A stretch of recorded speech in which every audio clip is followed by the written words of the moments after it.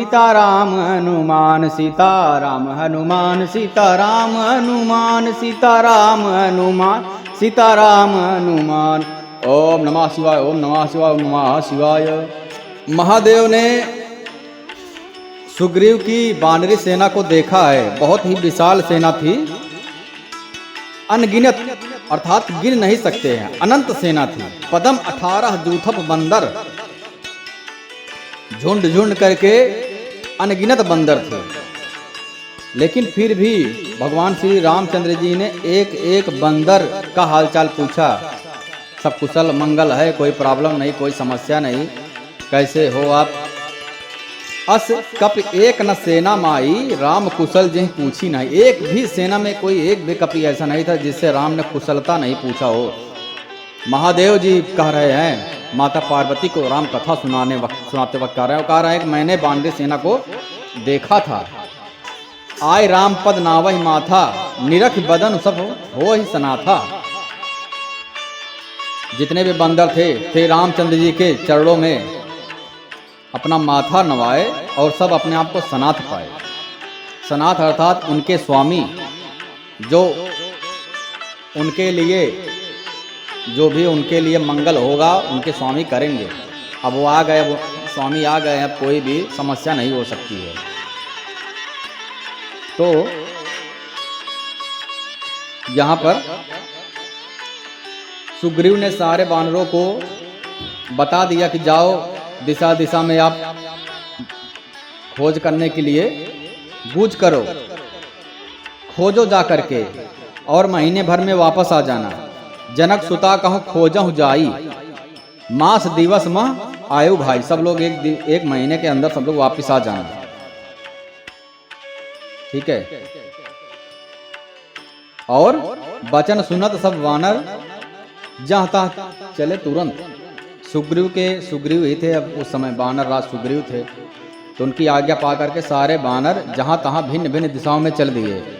तब सुग्रीव ने अंगद नल नील हनुमान जी आज प्रधान योद्धाओं को बुलाया। तब सुग्रीव बुलाए अंगद नल हनुमान, जो प्रधान योद्धा थे, सुग्रीव ने उनको बुलाया। सुनहु नील अंगद हनुमाना, जामवंत मत धीर सुजाना।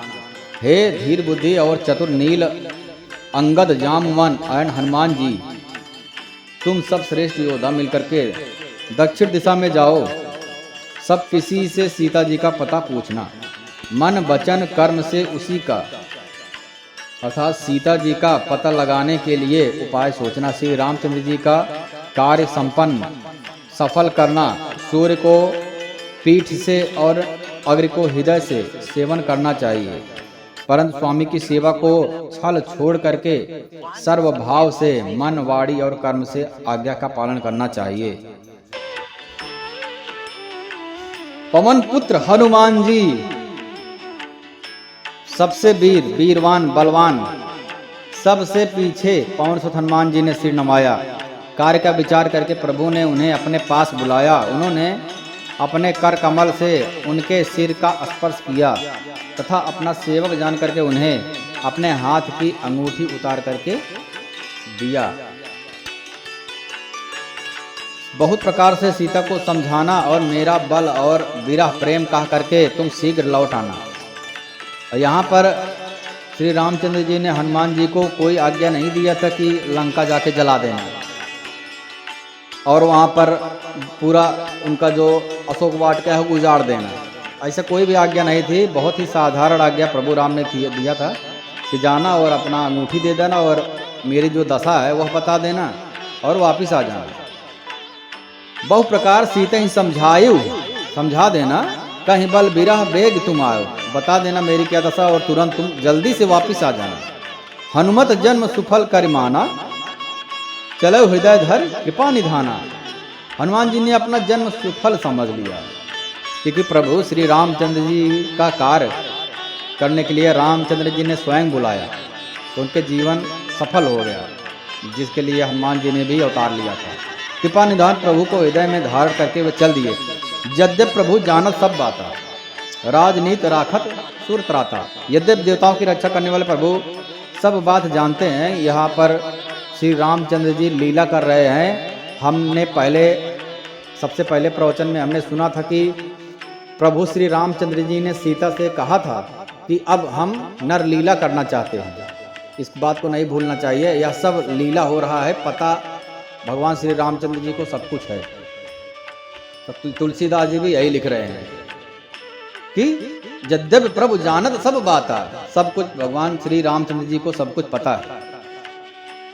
सब वानर नदी, तालाब, पर्वत और पर्वतों की कंदराओं में खोजते हुए चले जा रहे थे। चले सकल वन खोजत, सरिता सर गिर खो, सब जगह खोज रहे थे। मन श्री रामचंद्र जी के कार्य में लवलीन था, शरीर तक का प्रेम भूल गए थे। इतना तल्लीनता से काम में लगे हुए थे कि अपनी भी सुधि नहीं थी। जैसे कोई योगी होता है, तपस्वी होता है, भगवान का सुमिरन करता है, पूजन करता है, तो अपने आप को भी भूल जाता है। संत ऐसे ही होते हैं, अपनी सुधि भी नहीं रहती। प्रभु के कीर्तन में, भजन में, भक्ति में, प्रेम में डूब जाते हैं, अपनी भी सुधि नहीं रहती है। उसी प्रकार से यहाँ पर जितने भी बंदर थे प्रभु के कार्य में उस प्रकार से डूब गए थे जैसे उनके शरीर की भी सुधि नहीं थी। शरीर की सुधि अर्थात कि कुछ खाने पीने की भी सुधि नहीं थी। केवल और मात्र राम काज कीने, बिनु मोह कहा विश्राम। कतम हो निश्चर से भेंटा, कहीं किसी राक्षस से भेंट हो जाती थी तो एक एक चपत में ही उसके प्राण ले लेते थे। पहले ही इन लोग का दिमाग खराब था, माता सीता की खोज में सब व्यस्त थे, और राक्षस मिलते ही यह तो था कि किसी राक्षस ने ही चुराया है, माता सीता जानकी का हरण किया है। तो राक्षस को मिलते ही कुछ बात नहीं, तुरंत पहले एक ही मुष्टिका में उसके प्राण ही हर लेते थे। और वानरों की सेना में भी एक से एक बलशाली योद्धा थे। पर्वतों और वनों को बहुत प्रकार से खोज रहे थे। कोई मुनि मिल जाता तो पता पूछने के लिए उसे सब घेर लेते थे कि बताओ, कुछ अगर पता है, कुछ आपने को जानकारी है तो बताइए। इतने तल्लीनता से, इतने ईमानदारी से, मन, वाणी और कर्म से जितने भी बंदर थे सब प्रभु श्री रामचंद्र जी के काज में लग गए थे। इतने में ही सबको अत्यंत प्यास लग गई। प्रभु की माया ही है। पहले तो किसी को शरीर की भी सुध नहीं थी, अब एक समय ऐसा आया कि सारे बंदरों को एक साथ में प्यास लग गया। लाग तृषा अतिशय अकुलाने, प्यास से व्याकुल हो गए सारे बंदर, जिससे सब अत्यंत ही व्याकुल हो गए, किंतु जल कहीं मिला ही नहीं। अब यहाँ पर कि प्रभु की माया क्या कराना चाहती है वानरी सेना से। घने जंगल में सब भुला गए। हनुमान जी ने मन में अनुमान किया कि जल पिए बिना सब लोग मरना ही चाहते हैं। सब एकदम से व्याकुल थे पानी के लिए। तो चढ़ गिरी शिखर चहु दिस देखा। हनुमान जी क्या किए, बुद्धिमान ज्ञान नाम अग्रगण्यम मनोजवम मारुतुल्यवेगम जितने बुद्धिमताम वरिष्ठम। बुद्धिमताम वरिष्ठम, सारे बुद्धिमानों में सबसे वरिष्ठ। उन्होंने पहाड़ी की चोटी पर चढ़ करके चारों ओर देखा कि कहीं कुछ दिखे, पानी की व्यवस्था तो देखा जाए। तो पृथ्वी के अंदर एक गुफा में उन्हें एक कौतुक आश्चर्य दिखाई दिया। उसके ऊपर चकवे, बकुले, हंस उड़ रहे थे, बहुत से पक्षी उसमें प्रवेश कर रहे थे। तो लगता है कुछ पानी का आसार, वहां पे पानी के लक्षण दिख रहे हैं। तो पवन कुमार हनुमान जी पर्वत से उतर गए। गिरते उतरी पवन सुत आवा, सब कहूँ लय सोई विवर दिखावा। सबको ले जाकर के उन्होंने वह गुफा दिखाई। लगता है यहाँ पर कुछ हो सकता है, पानी की व्यवस्था। और सबने हनुमान जी को आगे कर लिया और वे गुफा में घुस गए। हनुमान जी को आगे किया क्योंकि ज्ञान नाम अग्रगण्यम बुद्धिमताम वरिष्ठम, और बलवानों में महाबलशाली। अर्थात कोई भी समस्या अगर होती है गुफा में तो पवन कुमार हनुमान जी देख लेंगे, तो कोई चिंता की बात नहीं है। देख जाए उपवन बरसर विकसित बहुकंज। अंदर जाकर उन्होंने एक उत्तम उपवन देखा। मंदिर एक रुचिरता बैठ नार तपकुंज। वहां पर एक विचित्र बात हो गई, जिसमें बहुत से कमल खिले हुए थे। एक तालाब था गुफा के अंदर, और वहीं पर एक सुंदर मंदिर था। यह सब गुफा के अंदर है। विचित्र घटना है। जिसमें एक तपोमूर्ति स्त्री बैठी हुई है और वहां पर एक स्त्री तपस्या कर रही है। और यह सब प्रभु की लीला ही तो थी। यहाँ पर भगवान चाहते थे कि ये सब जाएं, जितने वानरी सेना हमारे भक्त हैं सबको परेशानी ना हो, तो वहाँ पर जाएं। सबको प्यास भी लग रही है, वहाँ पर जाएं तो कुछ व्यवस्था हो जाएगी। तो दूर ते ताई सबा सिर नवावा, पूछे निज वृतांत सुनावा। दूर से ही सबने उसे सिर नवाया। क्यों सिर नवाया? क्योंकि स्त्री तपस्या कर रही थी, अर्थात यहाँ पर कोई खतरा नहीं है। साधु संत का स्वभाव ही होता है दूसरों की सेवा करना, दूसरों के कल्याण के लिए सोचना। तो पूछने पर अपना सब वृतांत का सुनाया और तब उसने कहा जलपान करो। उस स्त्री ने कहा जलपान करो, भांत भांत के रसीले सुंदर फल खाओ। आज्ञा पा करके सबने स्नान किया। वहां पर उत्तम व्यवस्था थी, पानी था, नदी तालाब था और भांत भांत के फल थे। भगवान की लीला से ही उनके सारे भक्तों को सब प्रकार की व्यवस्था मिल गई। स्नान, ध्यान, पूजा, पेट पूजा, सब प्रकार की व्यवस्था वहाँ पर हो गई। तो उसने कहा स्त्री ने जाओ स्नान करो और यहाँ पर भांति भांति के फल है, खाओ, तुम लोग को भूख लगी होगी।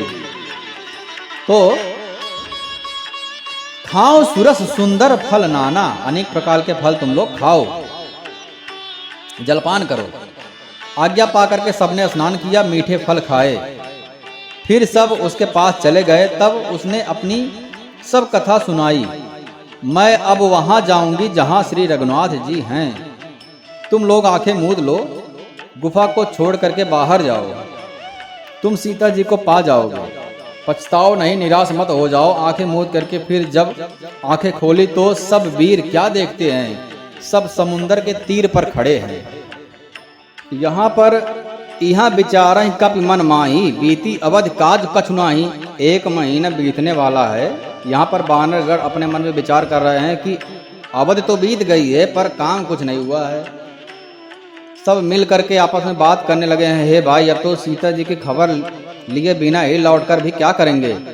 अंगद ने नेत्रों में जल भर करके कहा अंगद लोचन भरी बारी, दो प्रकार भाई मृत्यु हमारी। दोनों ही प्रकार से हमारे मृत्यु ही हो रही है। यहाँ तो सीता जी की सुध नहीं मिली है, वहाँ जाने पर बानरराज सुग्रीव मार ही डालेंगे, क्योंकि हम लोगों ने काम अभी तक तो किया नहीं है, असफल रहे हैं। तो पिता के वध होने पर ही मुझे मार डालेंगे। अंगद जी सोच रहे हैं पिता बधे पर मारत मोह, मेरे पिता तो पहले ही मर चुके हैं, अगर अब काम हुआ नहीं तो सुग्रीव तो मुझे मार ही डालेंगे, क्योंकि मेरे पिताजी भी अब नहीं रहे हैं। राखा नाम निरोह न ओही, वे तो पिता के वध होने पर ही मुझे मार डालेंगे। श्री रामचंद्र जी ने ही मेरी रक्षा की, इसमें सुग्रीव का कोई एहसान नहीं है। अंगद बार बार सबसे कह रहे हैं कि अब मरण हुआ, इसमें कुछ भी संदेह नहीं है। बानर वीर अंगद के वचन सुनते हैं किंतु कुछ बोल नहीं सकते। उनके नेत्रों में जल बह रहा है। एक क्षण के लिए सब सोच में मग्न हो गए, फिर सब ऐसा वचन कहने लगे, हे सुयोग्य युवराज, हम लोग सीता जी की खोज किए बिना नहीं लौटेंगे। ऐसा कह करके लवण सागर के तट पर जा करके सब बानर कुछ बिछा करके बैठ गए हैं। जामवान ने अंगद का दुख देख करके उसकी विशेष उपदेश की कथा कही। हे तात, श्री रामचंद्र जी को मनुष्य न मानो, उन्हें निर्गुण ब्रह्म अजय और अजन्मा समझो। देवता पृथ्वी गौ और ब्राह्मणों के लिए प्रभु अपनी इच्छा से अवतार लेते हैं। निज इच्छा प्रभु अवतरई, सुर महि गो द्विज लाग। सुर गो द्विज देवता के लिए ही भगवान अवतार लेते हैं। इस प्रकार जामवान बहुत प्रकार से कथा कह रहे हैं, जिनकी बातें पर्वत की कंदराओं में संपाति ने सुनी। बाहर निकलकर उसने बहुत से बानर देखे। जगदीश्वर ने मुझको घर बैठे बहुत सा आहार भेज दिया है, संपाति बोल रहा है। आज इन सबको खा जाऊंगा। बहुत दिन बीत गए हैं, भोजन के बिना मर रहा था, भोजन नहीं मिल रहा था। पेट भर के भोजन कभी नहीं मिलता। आज लगता है भगवान ने मेरी विनती सुन लिया है, जो मुझे इतना सारा भोजन एक साथ दे दिया है। आज तो मैं पेट भर के भोजन करूंगा। गीध के वचन कानों में सुनते ही सब डर गए। डर पे गीध वचन सुन काना। और सचमुच ही मरना ही होगा। एक से एक समस्या आते ही जा रही है सामने, यह हमने जान लिया। फिर उस गीध संपाति को देख करके सब बानर उठ खड़े हुए। जामवान के मन में विशेष सोच हुआ। अंगद ने मन में विचार करके कहा, आहा, जटायु के समान धन्य कोई नहीं है। श्री राम के कार्य के लिए शरीर छोड़ करके वह परम बड़भागी। राम काज कारण तनु त्यागी। हरिपुर गयो परम बड़भागी। बहुत ही बड़ा भाग्यशाली है जटायु, जिसने श्री रामचंद्र जी के कार्य के लिए अपना शरीर तक छोड़ दिया और भगवान के परम धाम चला गया। संपाति बानरों के पास आया। बानर डर गए। उनको अभय करके उसके पास जाकर के बैठ गया। जटायु का वृतांत पूछा, तब उन्होंने सारी कथा सुना दी। भाई जटायु की करनी सुन करके संपाति ने बहुत प्रकार से रघुनाथ जी की महिमा का वर्णन किया। जटायु का भाई था संपाति। तो मुझे समुद्र के किनारे ले चलो, मैं जटायु को तिलांजलि दे दूं। संपाति बोल रहा है, इस सेवा के बदले मैं तुम्हारी वचन से सहायता करूंगा। जिसे तुम खोज रहे हो उसे पाओगे तुम। समुद्र के तीर पर छोटे भाई जटायु की क्रिया करके संपाति अपनी कथा कहने लगा। हे वीर वानरों, सुनो, हम दोनों भाई उठती जवानी में एक बार आकाश में उड़ करके सूर्य के निकट चले गए थे और वह जटायु तेज नहीं सह सका, इससे लौट आया। किंतु मैं अभिमानी था, इसलिए सूर्य के पास चला गया। अत्यंत अपार तेज से मेरे जो है पंख जल गए। मैं बड़े जोर से चीख करके जमीन पर पे गिर पड़ा। मुनि एक नाम चंद्रमा ओही, लागी दया देख कर मोही। वहां चंद्रमा नाम के एक मुनि थे। मुझे देख करके उन्हें बहुत बड़ी दया आई। मेरी दयनीय स्थिति थी। उन्होंने बहुत प्रकार से मुझे ज्ञान सुनाया और मेरे देह संबंधी अपमान को छुड़ा दिया। त्रेता युग में साक्षात परम ब्रह्म मनुष्य शरीर धारण करके आएंगे। उनकी स्त्री को राक्षसों का राजा हर ले जाएगा। उसकी खोज में प्रभु दूत भेजेंगे। उसने मिलने पर तू पवित्र हो जाएगा। जब उनके दूत तुमसे मिलेंगे तो तुम पवित्र हो जाओगे। यहाँ पर एक बात समझने वाली है कि भगवान के जो भक्त होते हैं, जो भगवान के कार्य करते हैं तन मन और धन से, वह भी उतने ही पवित्र होते हैं जितने कि भगवान होते हैं। संतों की वाणी है, उनका भी सम्मान करना चाहिए और उनके दर्शन से ऐसा समझना चाहिए कि भगवान के दर्शन हो रहे हैं, उसी प्रकार से उनका सम्मान करना चाहिए, चरण स्पर्श करना चाहिए, सेवा करनी चाहिए। यहाँ पर साक्षात उदाहरण है, ऋषि चंद्रमा ने संपाति को ऐसा वचन सुनाया, उनको ज्ञान दिया और यह भी बता दिया कि त्रेता युग में साक्षात परम परमात्मा मनुष्य रूप में अवतार लेंगे। इसका मतलब है कि सब कुछ सृष्टि में जो भी है सब पहले से विधि विधान बना हुआ है। तभी तो चंद्रमा ऋषि ने भविष्य के बारे में सब कुछ पहले से ही बता दिया कि ऐसा सब होने वाला है। उनकी पत्नी को रावण एक राक्षस हार ले जाएगा और ढूंढते ढूंढते उनके जो भी दास हैं, उनके भक्तगण हैं, सब आएंगे और जब उनका दर्शन तुमसे हो जाएगा, तुम उनका दर्शन करोगे तो तुम्हारी आत्मा, तुम्हारा जो मन है, आत्मा तो हमेशा पवित्र ही रहता है, तुम्हारा मन जो है वह पवित्र हो जाएगा, अर्थात तुम पवित्र हो जाओगे। एक बात समझने वाली है कि जो त्रिकालदर्शी होते हैं, ऋषि मुनि होते हैं, वो ये बता सकते हैं कि क्या होने वाला है, अर्थात भविष्य में जो कुछ भी घटने वाला है वह सब पहले से निर्धारित है, इसमें कोई भी संशय नहीं है। तो यह सब मान करके मनुष्य को, प्राणी को, जीव को दुख नहीं करना चाहिए। होई है वही जो राम रचि राखा। तो जो भी हमारे साथ हो रहा है पहले से विधि विधान बना हुआ है, तो उसमें शोक नहीं करना चाहिए। इसमें और अगर गहराई में जाते हैं तो मनुष्य के लिए कुछ प्रारब्ध बनाने के लिए विवेक दिया गया है। ऐसा नहीं कि सब कुछ प्रारब्ध भी कई प्रकार के होते हैं। प्रबल प्रारब्ध जो है वह पहले से बना हुआ है, लेकिन मनुष्य को दिया गया है विवेक, तो मनुष्य अपने विवेक के आधार पर खुद से अपना प्रारब्ध बना सकता है और बनाता है। यही तो कारण है कि फिर से वह कुछ अधर्म रूपी आचरण करता है तो उसका कुकृत्य, उसका जो है प्रारब्ध बन जाता है, जो वह अगले जन्म में कुछ बनेगा और भोगेगा। और संत जो होते हैं उनको इस बात का ज्ञान रहता है कि जो प्रबल प्रारब्ध है वह तो भोगना पड़ेगा, और अब से वह कृत्य न किया जाए जिस कृत्य से हमारा नया प्रारब्ध बने। अगर नया प्रारब्ध बनेगा तो फिर से हमको कोई न कोई अवतार, कोई हमको रूप ले करके फिर से अनेकों योनि में आना पड़ेगा और प्रारब्ध भोगना पड़ेगा। तो उसी प्रकार से यह जीवन मरण का चक्र चलता रहेगा। इसीलिए संत यह बात समझते हैं और दूसरों को समझाने की भी पूरी कोशिश करते हैं। इसलिए वो लोग प्रवचन देते हैं, शिष्य बनाते हैं, लोगों के कल्याण के लिए जगह जगह घूमते रहते हैं, भ्रमण करते हैं कि लोगों को बताया जा सके और नया प्रारब्ध बनने से रोका जा सके। वो लोग ऐसा कुछ कार्य ना करें जिससे कुछ नया प्रारब्ध बने, और जो प्रारब्ध पहले का बन गया है वह भोग ले। इसीलिए इसको बोलते हैं निष्काम कर्म योग। वह कर्म करो जिसका कुछ प्रारब्ध ही ना बने, सारा कर्म भगवान को समर्पित करते हुए चले। तो यहाँ पर ऋषि को सब कुछ पहले से ज्ञान था, एक बात यह समझने वाली है। दूसरा, जो भी भगवान की पूजन अर्चना करते हैं, उनका कार्य करते हैं, उनके भक्त होते हैं, उनका उसी प्रकार से सम्मान करना चाहिए। यदि कोई भी प्राणी उस प्रकार से सम्मान करता है तो निश्चय ही भगवान की कृपा उसके ऊपर बरसती है। और मुनि ने कहा था, चंद्रमा मुनि ने कहा था कि जब तुम पवित्र हो जाओगे तो तुम्हारे पंख भी उग आएंगे। मुनि कहीं गिरा सत्य भाई आजू। आज मुनि का कथन जो है सत्य हो गया, मैं पवित्र हो गया, मेरे पंख भी आ गए हैं। त्रिकूट पर्वत पर लंका बसी हुई है, मैं यह देख सकता हूँ।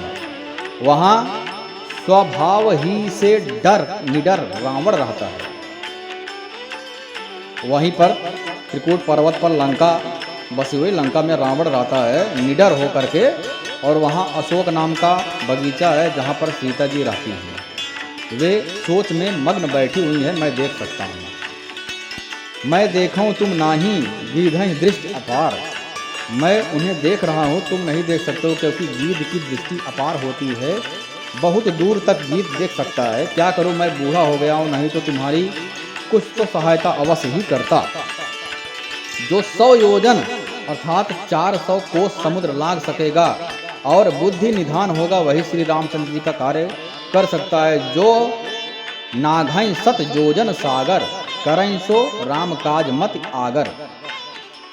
पापी भी जितना नाम स्मरण करके अत्यंत अपार भाव सागर से तर जाते हैं, तुम उनके दूत हो, अतः कायरता छोड़कर श्री रामचंद्र जी को हृदय में धारण करके ऐसा कुछ उपाय करो। यह सब संपादी वानरी सेनाओं को बताया। अस कहीं गरुड़ गीध जब गयहूँ, तिनके मन अति विस्मय भयहूँ। निज निज बल सब काहू भाषा, पार जाय कर संशय राखा।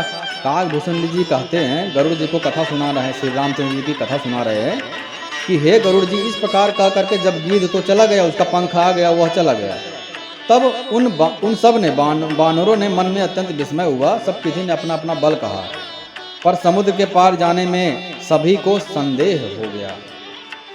राक्षस राज ऋक्षराज जामवन जी कहने लगे कि राक्षस राज रावण को तो मारने के लिए मैं भी बहुत आतुर हूं, मैं क्या करूं, मैं अब बूढ़ा हो गया हूं, शरीर में पहले वाले बल का लेस भी नहीं है, इसलिए मैं तो अब नहीं जा सकता हूं।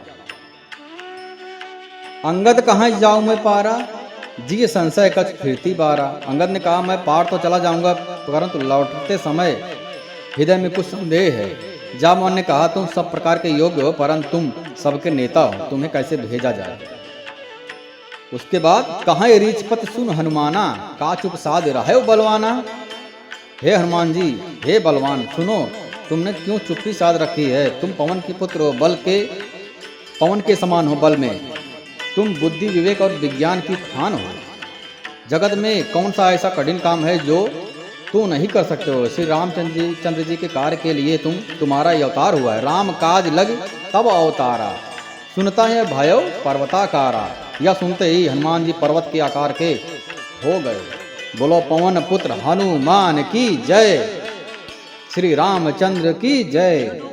अब आगे हम प्रवेश करेंगे सुंदर कांड में। जय श्री राम।